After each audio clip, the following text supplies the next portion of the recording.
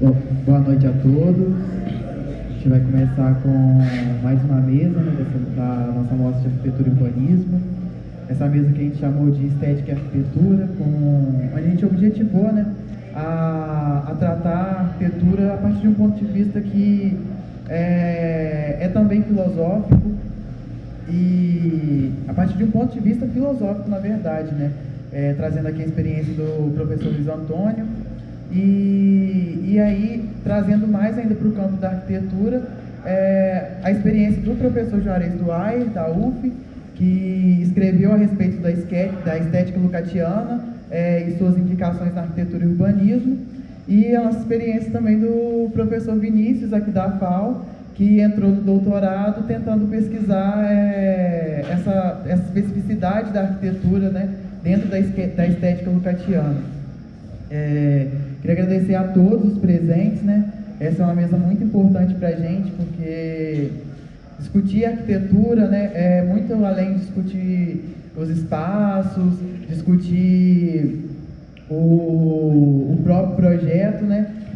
A estética, ela também tem um peso na arquitetura e urbanismo, principalmente hoje na era digital financeira, que um termo que o Pedro Fiore Arantes ele trouxe muito bem para o nosso campo, né? Que é uma estética extremamente performática, uma estética que é feita para a venda da imagem da arquitetura, ao invés de, a estética faz da arquitetura uma venda de imagem ao invés de uma venda de espaço, né? Uma ocupação de espaço, um pensamento que proporciona um pensamento que vem para proporcionar um habitar dentro de um lugar, né? Uma ocupação de algum lugar. Gostaria de chamar os professores para a mesa, para a gente dar início.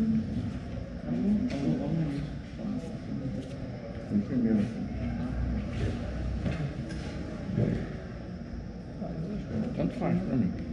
Isso aqui? Vou botar para cá. Botar o Juarez no meio aqui. Deixa ele mediar. Ele está se preparando ali com o remédio dele. O olho novo. Quantos minutos para cada um? 30, 40, mas se quiser estender um pouquinho mais, pode. E depois pergunta? Isso. Ou seja, 11h30. Eu vou jantar Gostaria de pedir para o professor Luiz Antônio por dar essa perspectiva mais geral da estética quanto filosofia para poder abrir a mesa. Posso falar sem microfone? Pois Eu estou achando abafadíssimo. Vocês estão me ouvindo? Estou achando abafadíssimo o som do microfone. Eu acho que vocês vão me ouvir mais tranquilamente no gogó mesmo. Pode ser? Tranquilo? Se alguém não estiver me ouvindo, fala e eu de repente aumento um pouquinho o tom de voz. Tá legal? Bom, deixa eu botar meu reloginho aqui, contar meu tempo, né? Para não extrapolar. Belíssimo.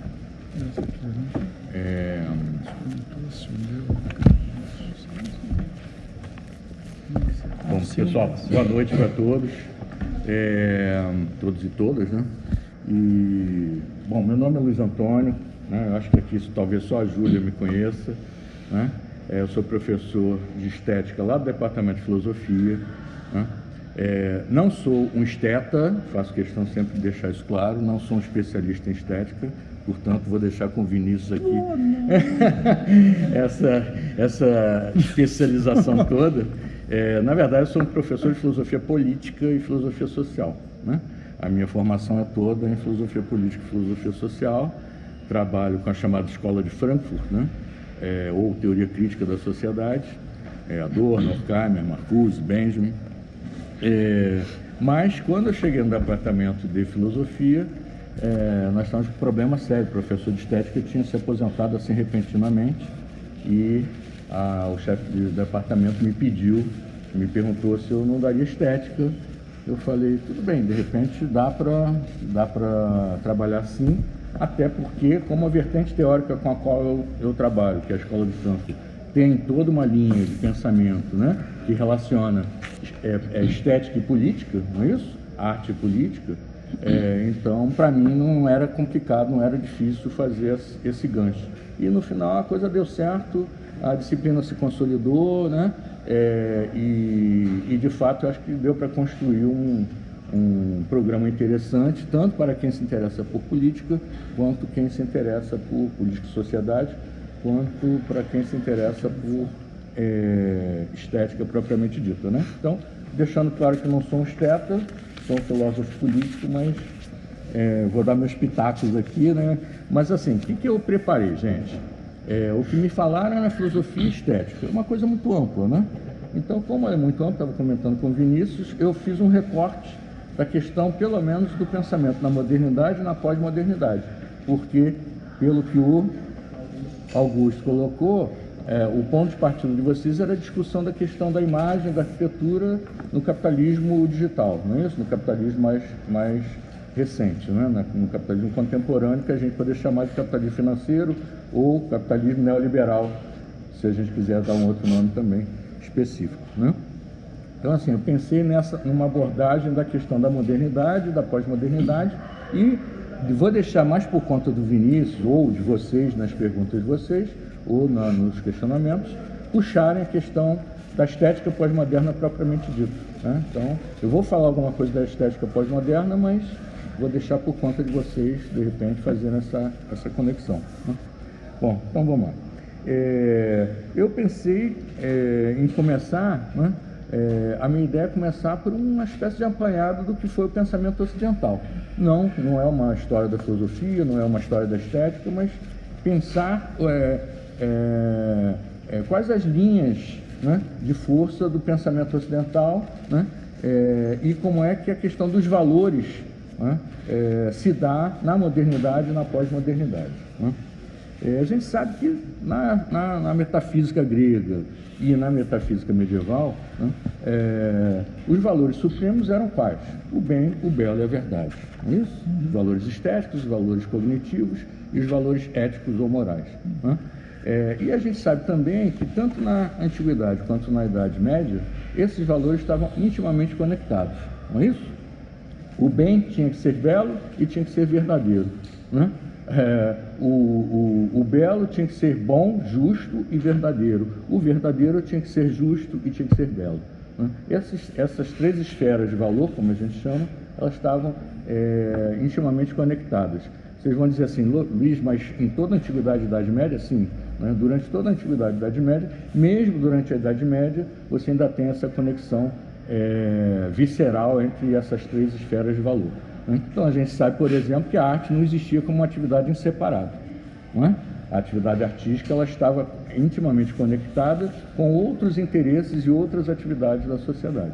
Ela tinha funções de elevação moral, ela tinha funções de conhecimento da realidade, de conhecimento da verdade da realidade, ela tinha uma conexão com o mito e com a religião, né? Na Idade Média, principalmente, a arte e a religião se conectam, né? E a arte e o mito se conectam na Antiguidade grega, né? Então, você tem uma espécie de inter-relação que circunscreve a estética e a arte e a produção do belo, né? Aliás, é bom dizer isso, né? É complicado a gente falar em estética na Antiguidade, né?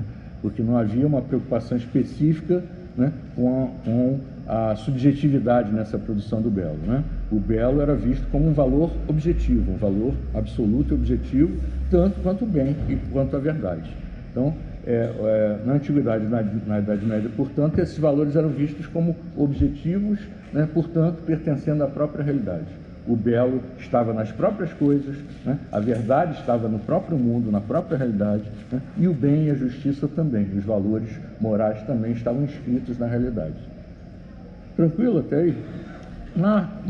Com o advento da modernidade, isso vai mudar, não é isso? Então a gente pode falar de uma espécie de razão objetiva ou de visão objetiva dos valores na Antiguidade e na Idade Média, e quando você tem a passagem da Idade Média para a modernidade, você tem aquilo que Max Weber, sociólogo, né, vai chamar de desencantamento do mundo, né, que é o fato de que há uma separação entre essas esferas de valor, não é isso? E a partir daí a arte se vê como autônoma em relação a quaisquer interesses religiosos políticos, sociais, econômicos e assim por diante. Não é? A modernidade, então, inaugura a separação entre o bem e o belo é verdade. Agora, o belo não tem nenhum compromisso necessariamente com valores morais e não tem nenhum compromisso com o dizer a verdade sobre o real, né? E sobre um conhecimento racional ou verdadeiro sobre a realidade. Né? É óbvio que a gente pode até discordar dessa visão, né? Mas foi assim que a modernidade, de alguma forma, inaugurou a sua diferença em relação à Antiguidade e Idade Média. Né? E nessa passagem você tem a ascensão de uma figura chamada sujeito, né? Que não era uma figura importante na Antiguidade e na Idade Média. Né? Os valores eram vistos como objetivos, como pertencendo à própria realidade estabelecida, né? E cabia ao sujeito, né, ao intelecto humano e às percepções humanas captarem esses valores na própria realidade. Né? A modernidade vai inaugurar uma mudança de percepção dessas questões, né? E vai surgir então a figura do sujeito e a figura e o fenômeno da subjetividade, não é isso? A partir daí, a modernidade passa a ver o bem e o belo é verdade, não como atributos ontológicos, né? Tocamos então na ontologia, né? Não como atributos ontológicos da realidade propriamente dita, mas como valores, ou seja, como atribuições da subjetividade humana sobre a realidade. Né? A modernidade, ela traz essa novidade para o bem ou para o mal, a gente pode depois fazer todo o questionamento disso, mas para o bem ou para o mal, a modernidade muda completamente o enfoque sobre a questão dos valores, do bem, do belo, da verdade, olhando para esses valores como produtos da subjetividade humana, produtos de um sujeito que pensa o mundo, avalia o mundo moralmente, que avalia a verdade, né, e extrai a verdade da realidade e constrói a verdade sobre a realidade, e de um sujeito que produz o belo e avalia o belo. A partir daí, o belo, tanto quanto o bem e a verdade, são produtos da subjetividade humana. Isso, tudo bem? Isso muda completamente o nosso enfoque sobre o que são os valores, não é? E sobre como eles podem ser fundamentados. Não é? Bom, a modernidade, então, né, inventa o sujeito, a modernidade separa bem, belo e verdade e cria aquilo que a gente chama de movimento esclarecido, ou esclarecimento, né, que muitos chamam de iluminismo. Não é?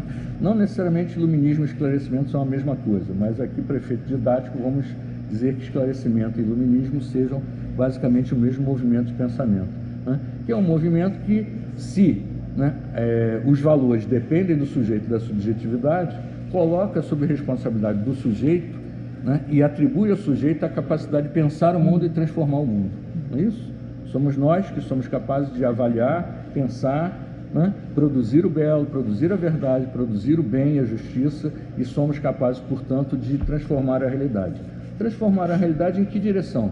Na direção da emancipação, na direção de uma liberdade cada vez maior, uma autonomia cada vez maior do sujeito. Não é? Então, surge a figura do sujeito como contendo e fundamentando esses valores e contém e fundamenta esses valores na sua subjetividade de maneira a lutar pela sua emancipação, pela sua liberdade, pela sua autonomia. Tranquilo? Bom, a gente pode até discordar de que isso de fato ocorreu, né? Para muitos pós-modernos isso não ocorreu de verdade, né? Mas essa é a visão que a modernidade forjou de si mesma, não é? O iluminismo, ele pretende que o sujeito, de fato, a partir de agora é garantidor desses valores e utiliza esses valores para a produção de um mundo melhor e é capaz de transformar o mundo. Esta é a visão moderna dela própria, enquanto época, né? Enquanto temporalidade. Bom, aí vocês vão dizer assim, poxa, parece que a gente vive mais ou menos isso, né? Porque é isso que a gente aprende na escola, né? Que a gente está na escola para ganhar conhecimentos, não é isso? E que com esses conhecimentos vão ser instrumento de libertação, vão ser instrumento de emancipação e assim por diante, né? Embora essa história seja muito bonita, o pensamento do século XX ele vai deslocar um pouco esse foco, ele vai questionar, na verdade, essa figura central do sujeito, da subjetividade e, mais ainda, vai questionar essa capacidade do sujeito, né, de fundamentar esses valores e utilizar desses valores para a emancipação humana, né? A modernidade, ela prometeu de alguma forma que a racionalidade, né, ia nos permitir produzir, construirmos uma sociedade cada vez mais justa, mais livre e mais emancipada, né? Esta foi a promessa do iluminismo e do esclarecimento, né? No entanto, o século XX, né, principalmente a partir das décadas de 20, 30, né, vai começar a olhar para isso e dizer assim: poxa, não foi bem isso que aconteceu. Essa utopia moderna de uma sociedade mais livre e emancipada, ela de fato não aconteceu. Porque nas décadas de 20 e 30, o que está acontecendo nas décadas de 20 e 30? Você tem a ascensão do nazifascismo, você tem a ascensão, né, da barbárie, né, que vai gerar depois a Segunda Guerra Mundial. Você tem o entre guerras, a Primeira Guerra e a Segunda Guerra, e nesse período da década de 30 você tem a ascensão do nazismo na Alemanha e a ascensão do fascismo na Itália, né? Gerando, né, o quê? O oposto daquilo que a modernidade esclarecida, que o esclarecimento moderno tinha prometido a gente, ou seja, uma sociedade justa, livre, emancipada, guiada por uma racionalidade capaz de nos fornecer isso, né? E nas décadas de 20, 30 até o início da década de 40, o que se percebe é exatamente o contrário. Você tem a barbárie da guerra, milhões de pessoas, né, dizimadas, genocídio, não é isso? Genocídio dos judeus, enfim. Você tem todo um conjunto de fenômenos sociais, políticos, né? Você tem a crise do capitalismo de 29, não é? A crise do capitalismo liberal clássico do livre mercado em 29. Enfim, a década de 30, né, ela vai ser o rescaldo de uma espécie de balanço negativo da modernidade. Tudo bem? Né? Balanço negativo no sentido que, poxa, as promessas do iluminismo, do esclarecimento, não aconteceram, elas não foram realizadas, não foram efetivadas, né? A partir daí, então, você tem o surgimento de diversas correntes filosóficas, né, que a gente chama de filosofia, então, contemporânea, né? A filosofia contemporânea, então, eu gosto de caracterizar a filosofia contemporânea não como uma ruptura absoluta com a modernidade, mas como uma espécie de pensamento autocrítico da modernidade, uma espécie de autocrítica da própria modernidade, né? Há necessidade de pensamento contemporâneo, a partir da década de 30, sente a necessidade de uma autocrítica sobre aqueles ideais e aquelas promessas que a modernidade fez a partir do sujeito e dos valores, né? Bom, o pensamento contemporâneo, nas suas várias vertentes, fenomenologia, existencialismo, o próprio marxismo chamado heterodoxo, marxismo ocidental, né, a partir do primeiro Lukács, né, do História e Consciência de Classe, a escola de Frankfurt com a qual eu trabalho, né, você tem uma série de correntes teóricas que vão fazer esse questionamento da modernidade e se perguntar por o que deu errado. Por que a modernidade não cumpriu as suas promessas, né? E o que gerou a barbárie do século XX. Sim, porque o século XX foi caracterizado por uma enorme barbárie na primeira metade desse século, né?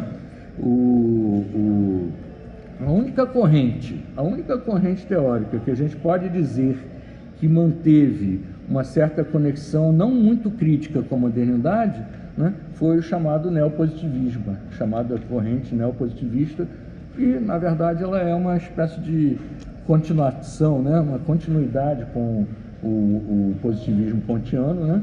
E, portanto, com uma fé quase cega na racionalidade, no poder da ciência, no poder da técnica, que eram todas as motivações básicas da própria modernidade, né? Mas a gente pode dizer que o pensamento contemporâneo, então, é uma espécie de autocrítica da modernidade, não é isso? Né? Ela tenta investigar a modernidade, mas tenta investigar a modernidade, e é nesse sentido que eu digo que, no fundo, ela também é um pouco essa continuidade, a partir da razão, a partir da racionalidade, não é?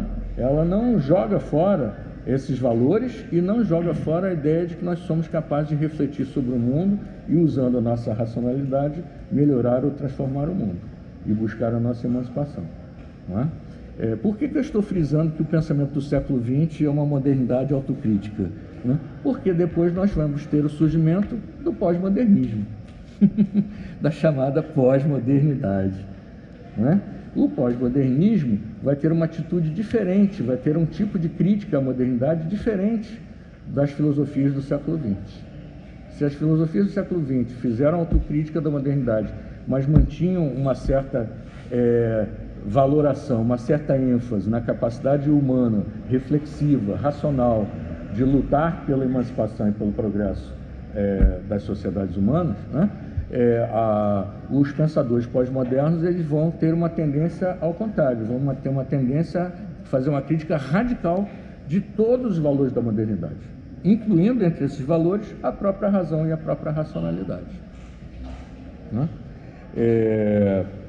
Então você vai ter assim uma série de elementos que vão caracterizar o pensamento moderno e que o distinguem da própria filosofia contemporânea. É como se os pós-modernos dissessem assim: a filosofia contemporânea não rompeu o suficiente com a modernidade, né? A filosofia contemporânea ainda é moderna demais, né? Moderna demais, demasiadamente moderna, né? Portanto, o pós-modernismo como nova concepção de mundo, né? Ela vai, tanto do ponto de vista intelectual quanto do ponto de vista estético, vai recusar, vai rejeitar os principais valores da modernidade. Que valores são esses, né? Valores de racionalidade, como eu já falei, o valor da verdade. O conceito de verdade, ele é relativizado, ele é diluído, não é isso? O conceito de razão é demonizado de alguma forma, né? Eles não separam o joio do trigo, eles não veem que existem várias formas de racionalidade possíveis, né? E quando a filosofia contemporânea critica a modernidade, ela está criticando uma certa forma muito específica de racionalidade, que a gente chama então de racionalidade instrumental, né? Que é uma racionalidade que de fato se desconecta de quaisquer preocupações éticas, quaisquer preocupações com as finalidades morais da produção do conhecimento, né? Então, verdade, razão, identidade, vejam, são todos valores caros, não só ao pensamento ocidental, mas especialmente à modernidade, né? E a noção de objetividade, ou seja, o conceito de que existe um mundo objetivo para além da subjetividade. A ideia de que existe um mundo, né, que independe da vontade do sujeito, independe dessas valorações do sujeito, né, e independe até mesmo, né, das concepções ideológicas do sujeito, né, essa noção de que existe uma realidade objetiva contra a qual eu tenho que confrontar as minhas ideias, os meus valores, essa concepção de que existe uma realidade objetiva, ela é desconstruída, ela é diluída na pós-modernidade, né? Junto com todas essas ideias, são diluídos os dois principais objetivos da modernidade com tudo isso, que são o progresso e a emancipação. Não é isso? As ideias de progresso e emancipação passam a ser vistas como totalitárias. A ideia de racionalidade é vista como totalitária, a ideia da busca de uma verdade, né, objetiva é vista como totalitária, né? A ideia de que exista progresso humano, ela é desconstruída, a gente passa a olhar para o progresso como apenas sendo uma narrativa, não é isso? Sendo apenas uma construção discursiva muito bonita, na qual a gente gostaria de acreditar, né? E até acredita até certo ponto, mas que, na verdade, não tem nenhum fundamento, né? Então, o pensamento pós-moderno, ele vai tentar desfundamentar ou desconstruir a fundamentação dos principais valores da modernidade, né? É sintomático o pensamento do Lyotard, né? Jean-François Lyotard, que a gente pode considerar como um dos grandes teóricos que expressaram de forma clara, de forma explícita, esse pensamento pós-moderno. O Lyotard vai reduzir todas as narrativas do iluminismo, ou derivadas do iluminismo, como o liberalismo, o marxismo, o próprio idealismo alemão, vai construir uma imagem de que todos esses discursos são apenas discursos. Eles não falam realmente de uma realidade objetiva, eles são apenas narrativas que nos consolam, são apenas narrativas com as quais a gente tenta explicar a realidade. Mas a realidade escapa a qualquer dessas narrativas explicativas, não é isso? Né? O que é altamente problemático, né? Você começa a reduzir toda a realidade apenas a discurso e a narrativas. né? Bom, mas não existem narrativas mais verdadeiras ou mais falsas, ou que se aproximem mais ou menos da realidade? Bom, mas não existe realidade objetiva. Então, se não existe realidade objetiva tal como a modernidade imaginou, ou principalmente na Antiguidade, na Idade Média se acreditou, né, qualquer argumento ontológico, né, não faz muito sentido, qualquer comprovação ontológica não faz muito sentido dentro dessa ótica pós-moderna, né? A gente pode dizer nesse sentido, então, que o pensamento pós-moderno é radicalmente anti-ontológico. Eu vou deixar a bola aí para vocês, explicando para vocês. É um pensamento radicalmente anti-ontológico. Ele vai negar qualquer ontologia antiga e medieval e vai negar qualquer ontologia iluminista fundada nos conceitos de razão, verdade, progresso, emancipação e assim por diante. Tudo bem, gente? Ao contrário, o pensamento pós-moderno vai construir a ideia de que nós vivemos num mundo que não pode ser enquadrado nessas narrativas. O mundo é contingente, o mundo é superficialidade, o mundo é acaso, o mundo é agonístico, as coisas acontecem, são acontecimentos, né? As coisas são fluidas, a realidade é fluida, né? A realidade ela é gratuita, né? A gente não tem como construir um raciocínio causal, né? Relações causais de determinação para a realidade no fundo é indeterminada, né? Vejam que é toda uma construção discursiva que desmonta, deslegitima e desfundamenta, né? Destrói os fundamentos da possibilidade de você pensar a realidade racionalmente a partir de certos pressupostos, né? Deixa eu ver a hora aqui. Bom, eu trago aqui para vocês as avaliações de dois autores contemporâneos com os quais eu trabalho na disciplina de estética, né? Sobre a questão do pós-modernismo e da pós-modernidade. Que autores são esses? Terry Eagleton e Frederick Jameson. São dois, a Júlia já conhece, você também, né? Os dois são críticos literários, né? Curiosamente, nenhum dos dois é filósofo por profissão. Oi? Não, o Ducati. Pois é, o Terry Eagleton e o Frederick Jameson são críticos literários, mas a gente sabe que lá crítica literária, filosofia, sociologia, essas coisas não se distinguem, né? Aqui no Brasil a gente tem mania de dizer que isto aqui é filosofia, isto aqui é sociologia, isto aqui é crítica literária, né? A gente não pode ter muito essa ideia dessas fronteiras como muito fortes, né? O Terry Eagleton e o Jameson são responsáveis, portanto, por uma avaliação dessa mutação desse pensamento pós-moderno, do seu surgimento e do que ele representa, né? Mas há uma tendência inicial, né, dos próprios marxistas, inclusive, de rejeitarem que o pós-modernismo seja um pensamento sério e de que a pós-modernidade exista, não é isso? Enquanto realmente uma época específica e distinta, né? O Frederick Jameson e o Eagleton têm a especificidade de que eles não vão por esse caminho.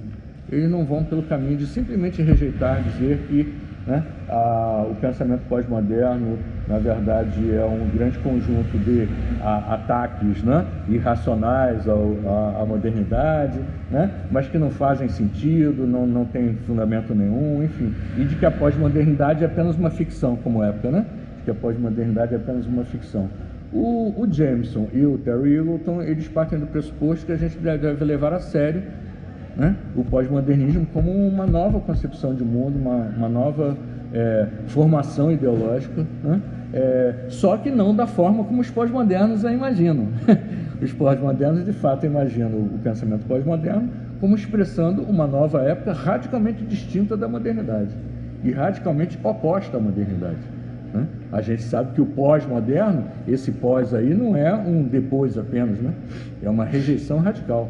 Significa uma rejeição radical de tudo que veio antes, né? Então, pós-modernismo e pós-modernidade significaria um pensamento antimoderno, ou radicalmente, que rejeita o modernismo, né? E pós-modernidade seria uma época que rejeita completamente todos os fundamentos e os pressupostos da modernidade, né? O Jameson e o Eagleton vão por outro caminho, são marxistas, porém, né, vão tentar se perguntar, bom, de onde vem o pensamento pós-moderno? Ele não pode ser uma simples loucura dos filósofos pós-modernos e dos estetas pós-modernos, né? Ele deve corresponder a alguma coisa, ele é uma manifestação, ele é um sintoma de algo, ele é um sintoma de alguma mutação histórica, alguma mutação social, política e econômica, né? O Terry Eagleton, por exemplo, vai dizer que o pensamento pós-moderno está em plena sintonia com uma nova forma de capitalismo. O capitalismo, né, que implementa o consumismo, né, a ideia do consumo, o consumo das imagens, aí eu toco na questão da imagem na arquitetura, né, o consumo das imagens, né, o consumo das experiências, né, o consumo dos signos, né, como sendo uma nova forma de consumo, né, e as mercadorias diluídas, digamos assim, nessa forma de consumo das imagens, da comunicação e dos signos, né? Então, o Terry Eagleton vai dizer, esse pensamento pós-moderno ele está em sintonia exatamente com esse novo capitalismo informacional, com esse novo capitalismo, né, que, na verdade, hoje a gente chama de capitalismo financeiro, né? Então, capitalismo que cada vez menos se interessa pela produção de mercadorias enquanto valores de uso, né, ou até mesmo como valores de troca, e se interessa mais pelas imagens, né, pelas representações, pelos discursos, pela comunicação como formas de mercadoria, né? Portanto, o pensamento pós-moderno é um pensamento sintomático de um capitalismo que transforma tudo, literalmente tudo, em mercadoria, que universaliza o fetichismo da mercadoria, né, para todos os âmbitos da vida social. Agora não são só as mercadorias concretas que têm valor de uso, que são mercadorias, né? Tudo é mercadoria, o discurso é mercadoria. Nós estamos vivendo exatamente isso, né? Como é que você constrói uma campanha eleitoral? Você constrói literalmente um discurso e vende esse discurso. Vocês sabem que já existem até empresas que vendem assessoria para a construção da campanha eleitoral de um certo candidato, não é isso? Né? Eles vendem literalmente um pacote, né? Eles vendem um pacote de conhecimentos sobre comportamento humano, sobre psicologia, sobre como construir discursos palatáveis para os supostos eleitores. Enfim, isso tudo já está, de alguma forma, também mercantilizado, né? O Terry Eagleton vai dizer que é esse mundo dominado pela mercantilização dos signos, das imagens, da linguagem, né? Pela indústria cultural, né, que cria uma sensação de um mundo efêmero, de um mundo diluído, de um mundo flexível, ou de um mundo líquido, como diria o Bauman, né, o nosso tenebroso Bauman, né?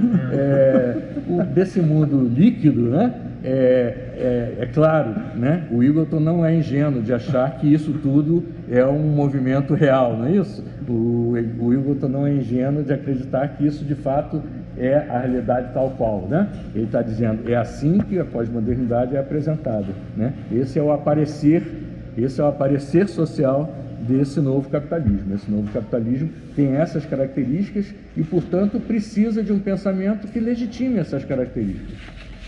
Nesse sentido, o pensamento pós-moderno seria essa legitimação, né? Essa legitimação desse novo capitalismo informacional, consumista, né? E dominado pela indústria cultural. E aí não tem jeito, é a escola de Frankfurt, né? Dominado pela mercantilização plena, né, e absoluta, não apenas do consumo de mercadorias, mas do nosso tempo. É o nosso tempo que é mercantilizado, nosso tempo de lazer, nosso tempo livre, né? Aquilo que a gente chamaria de tempo livre acaba mercantilizado também, né?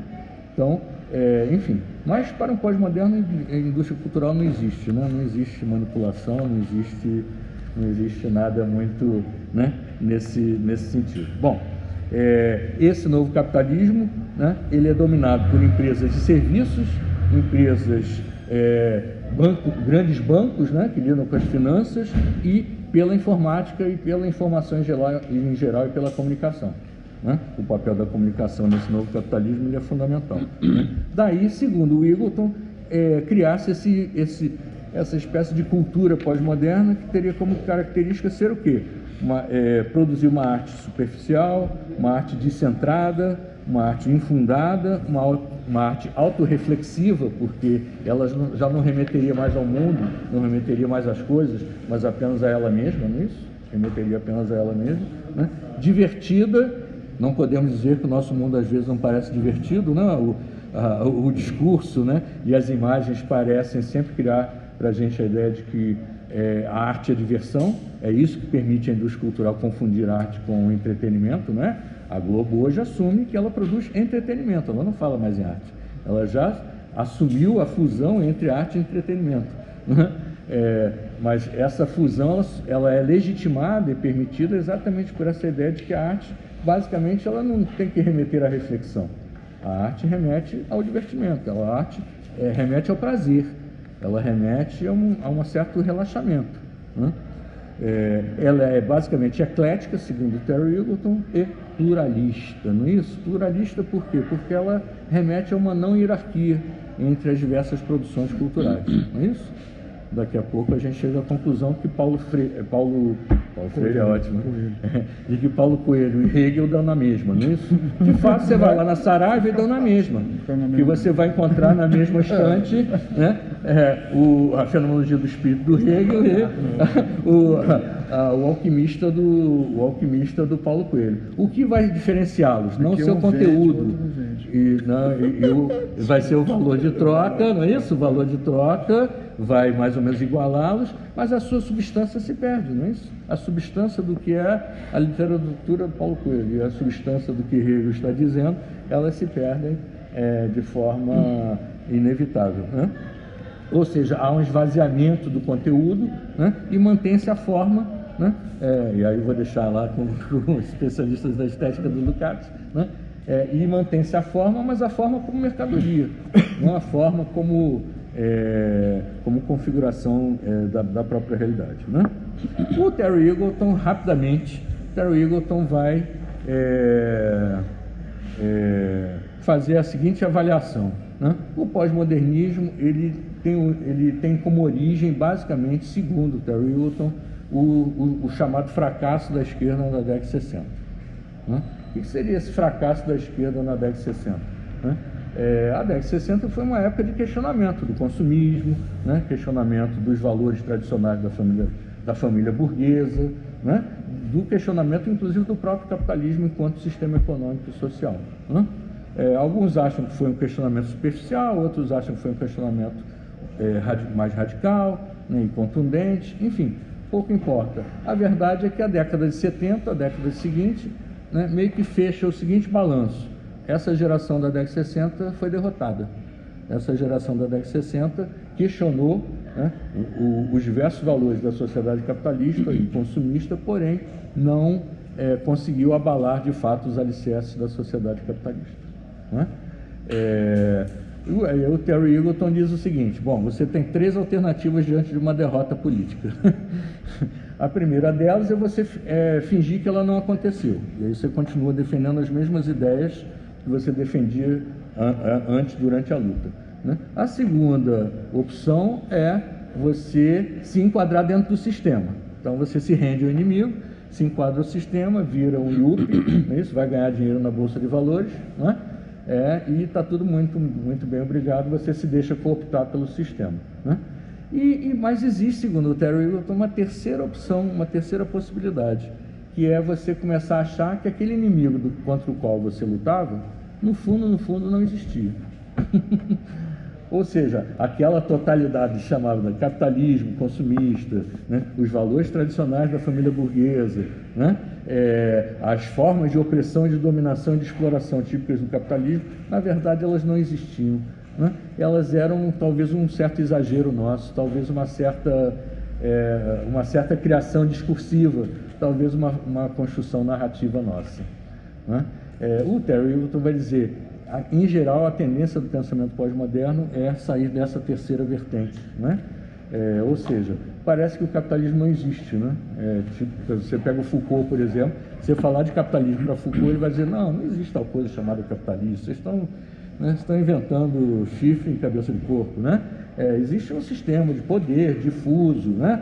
Não existem centros de poder dentro da sociedade, existem, né, apenas existe um poder disperso, micropoderes, ou aquilo que eles vai chamar de micropoderes, né?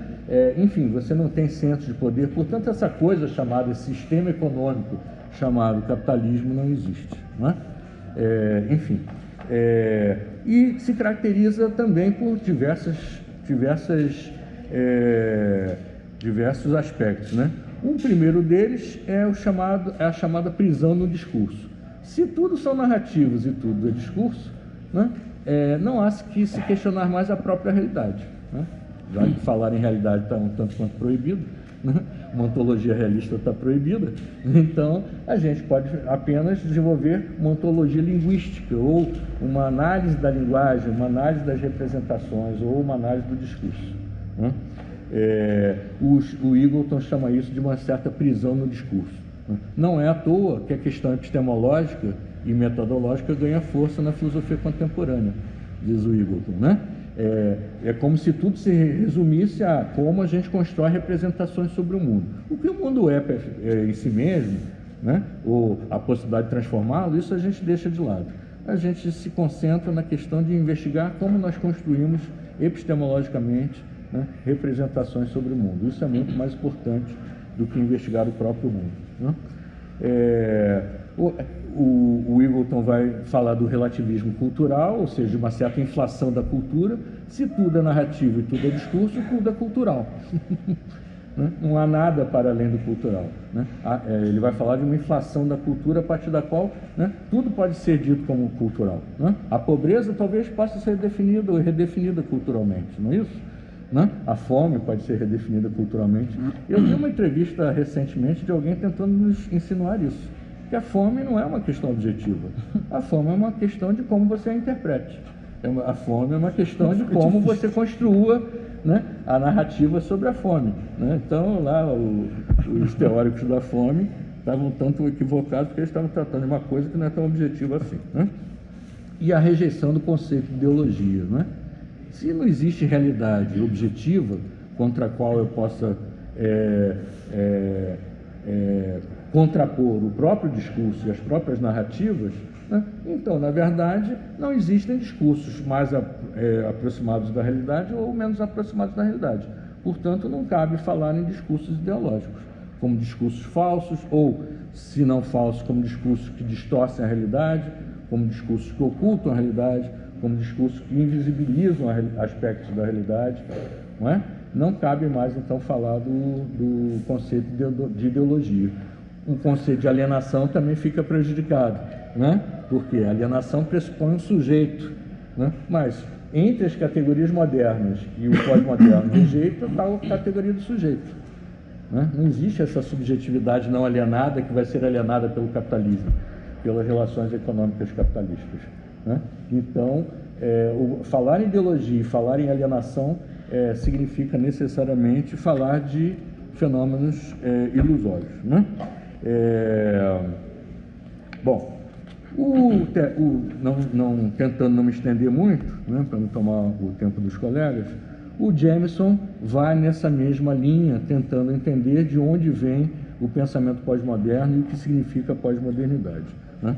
Ele vai dizer que a questão pós-moderna surge na década de 80, e a gente sabe que surge na arquitetura, não é isso? Depois passa para o cinema, para as artes visuais, e só, né, e para a literatura, ou seja, o pensamento pós-moderno surge na estética, ele surge exatamente numa interpretação estética da realidade, né, como insatisfação contra os cânones, né, talvez muito rígidos da arte moderna, da dita arte moderna, né?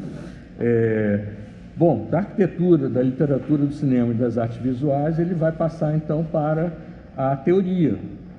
Vai chegar na antropologia, né? Vai chegar na sociologia, vai chegar na história e vai chegar finalmente na filosofia, né? Basicamente, né, em todos esses campos, o Jameson vai dizer o que caracteriza o pensamento pós-moderno é uma retórica negativa. É a retórica do fim da ideologia, como a gente já viu no Eagleton, é a retórica do fim da história, né? A famosa tese do fim da história, né?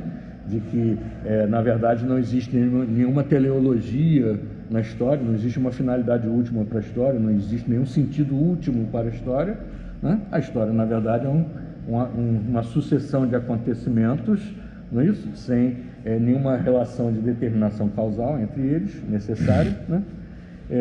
Eles decretam o fim da metafísica, né? Fim da metafísica em que sentido? A metafísica sempre foi um pensamento que buscou a essência, buscou, né, que duvidava dos fenômenos tais como eles se apresentavam para a gente e partia em busca da essência, ou partia em busca daquilo, né, que está oculto, que fica invisível, né, na sua apresentação sensível. No entanto, né, o pensamento pós-moderno vai recusar que existe essa distinção entre essência e aparência, né? Portanto, qualquer distinção ontológica ou metafísica entre essência e aparência perde sentido. É por isso que eles recusam a dialética. A dialética não abre mão de fazer essa relação, né, de complementaridade, de contradição ao mesmo tempo entre essência e aparência. A gente nunca toma a aparência por ela mesma, né? A aparência, a gente sempre se pergunta sobre do que essa aparência é sintoma, do que é isso que Eagleton e Jameson estão fazendo. O pós-modernismo é sintoma de quê? Ele não é sintoma de si mesmo, ele não é uma invenção louca, ele está falando de um outro mundo, uma nova forma de capitalismo. Então vamos tentar ver de que realidade está surgindo essa nova forma de pensar, né? Então,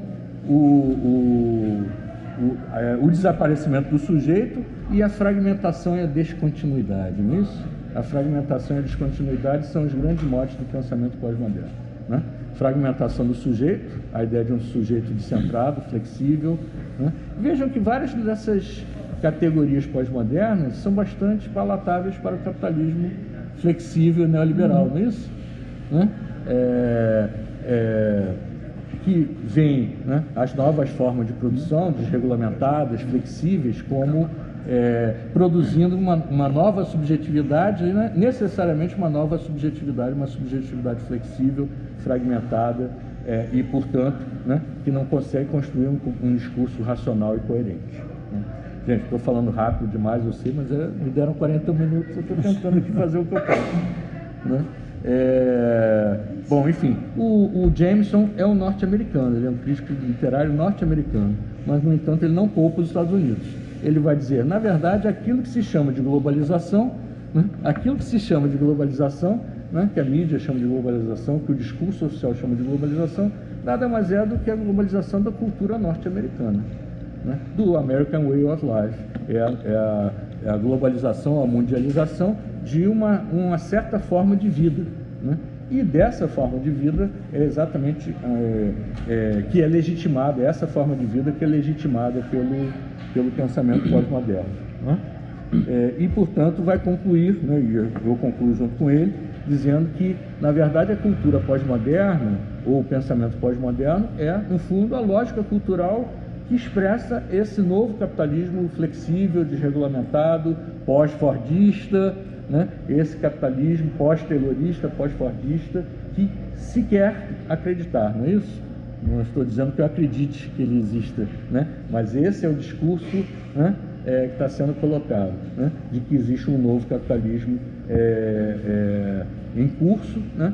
E o pensamento pós-moderno, ele, na verdade, ele vai expressar do ponto de vista teórico, do ponto de vista filosófico, do ponto de vista ideológico e do ponto de vista estético, essa nova realidade do capitalismo, esse capitalismo pós-fordista e multinacional. Ele vai, então, falar de um capitalismo multinacional, né, dominado pelas grandes corporações e pelas finanças, né?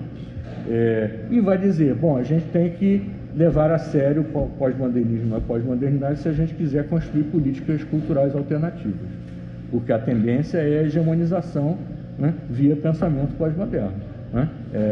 Há uma globalização cultural onde, apesar das produções locais, a tendência dessas produções locais é serem absorvidas, é serem cooptadas e serem engolidas pela hegemonia da produção cultural norte-americana. Isso a gente observa em qualquer, né, pega o cinema brasileiro, né? O cinema brasileiro, para sobreviver, de alguma forma, tem que se render à lógica econômica da produção de filmes e assim por diante, né? Enfim, vou encerrar por aqui para não estender demais, e agradeço muito o convite de vir aqui falar com vocês e deixar para os nossos nobres lucatianos, né, completarem, modificarem, ou até criticarem um pouco do que eu falei aqui, né?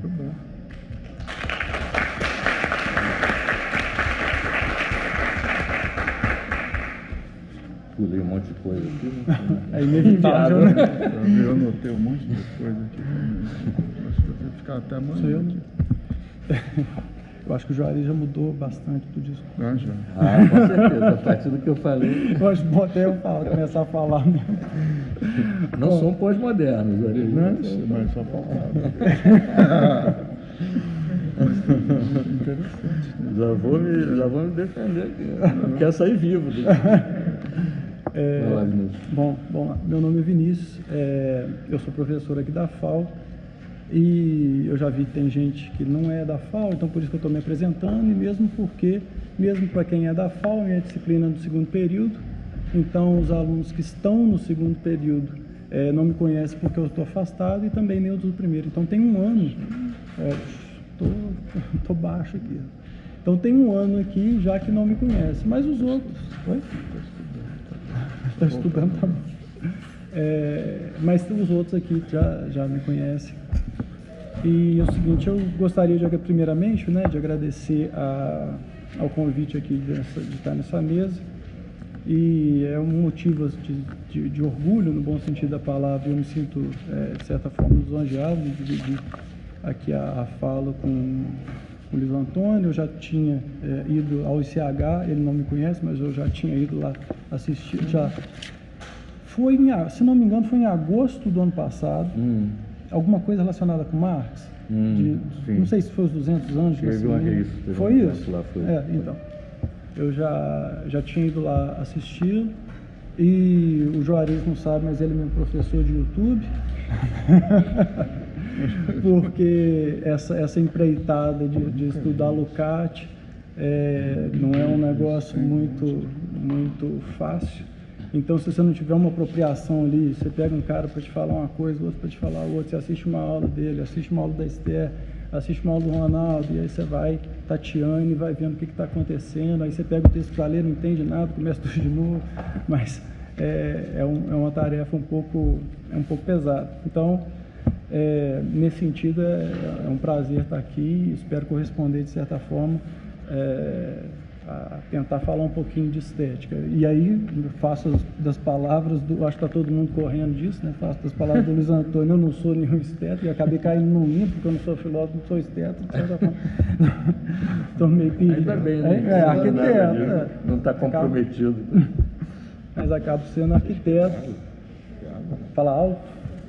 E aí eu estou tentando juntar essa questão da estética com a arquitetura. Bom, como é que surgiu, na verdade, a discussão da estética para mim?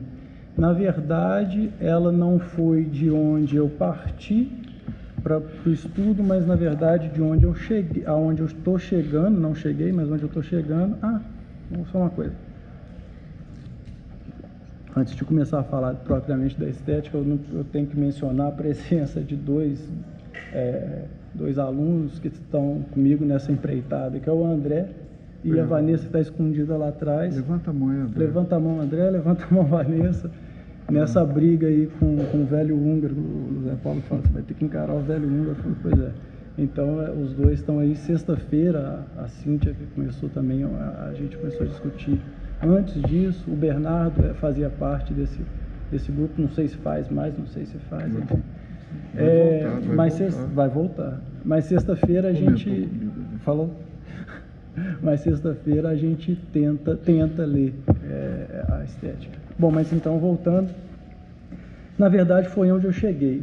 Por que onde eu cheguei? Porque eu sempre tive uma inquietação no sentido de o que é arquitetura, o que é eu chamava até então de uma essência, mas uma essência estanque na minha cabeça, algum tempo atrás, não uma essência do movimento, própria do movimento, mas o que é arquitetura, o que é a essência da arquitetura, e na época eu chamava de teoria, o que é teoria da arquitetura, e a revisão bibliográfica que eu tinha, eu não, de certa forma, não me respondia muito bem a esses questionamentos.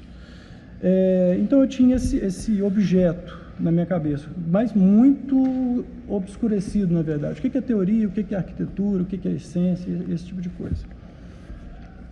E, na verdade, um tempo depois eu vim a descobrir eu vinha a me fazer a pergunta fundamental que hoje eu acho que eu tenho ela melhor elaborada, sobre qual viés de entendimento do mundo, né?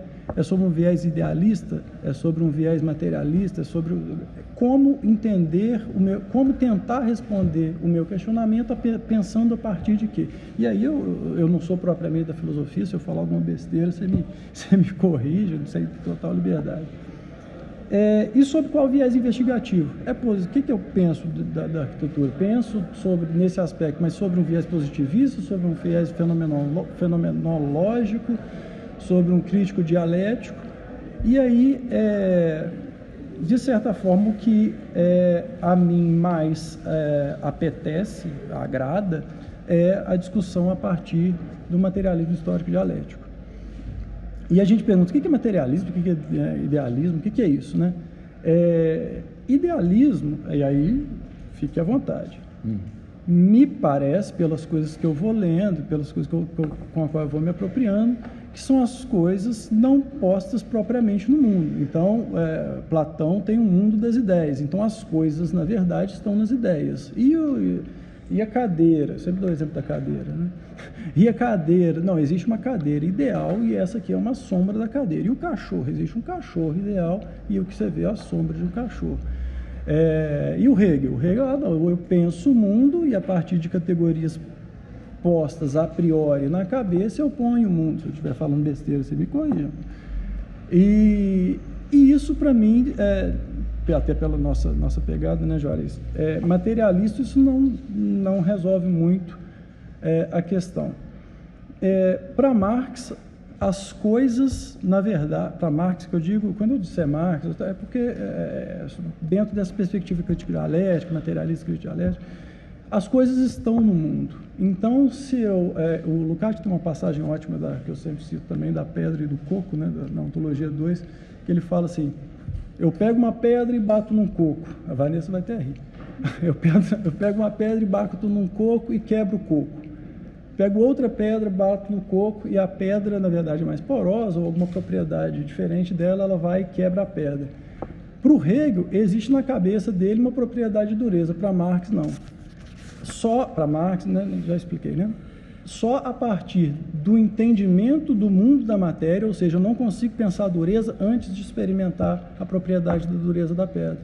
Então, eu tenho sempre que, a partir da investigação do objeto, reproduzir aquilo idealmente, ou seja, reproduzo na cabeça e aí eu ponho o mundo. É a diferença básica. E aí o Marx pega muita coisa do Hegel, mas assim, ele dá esse caminho materialista para esses pensamentos. O Hegel pensa a dureza e executa. O Marx fala assim, não tem como pensar a dureza antes de observar a dureza no mundo material. É isso mesmo, Luiz Antônio? Tá. Não estou entendendo certo, tá vendo? Bom, mas e disso tem alguns desdobramentos. Por exemplo, nos Grundrisse, o Marx fala, nos Grundrisse, na crítica da economia política, no comecinho, ele fala: o concreto é síntese de múltiplas determinações. Então, na verdade, do objeto da cadeira, ou do que quer que seja, eu só consigo extrair as determinações, eu não imputo determinações no objeto. Então, eu nunca crio uma coisa antes e eu não imputo essa criação minha no objeto. Do objeto, eu só consigo extrair determinações. E isso, daqui a pouco, eu vou rebatendo essas coisas, essas questões.